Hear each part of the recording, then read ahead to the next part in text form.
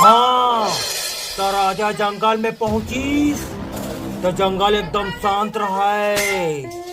चिड़ै घोलक क्यों नहीं करे, चाव नहीं करे, एकदम शांत। डरहा झाड़िया कहर का हो बता।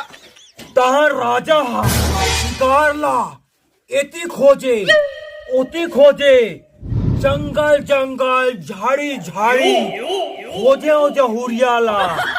14 बरस पर शीतल खोजी, सॉरी शिकार खोजिस, तिहान नहीं मिलीस। ता कुछ मिली धुन नहीं आ मिलीस और टिल के ऊपर पहाड़ में कुकुर के पीला हाथ जे राजा के आँखी में जिराफ बरोबर दिखत रहा है। धुरिया दिख गे। हाँ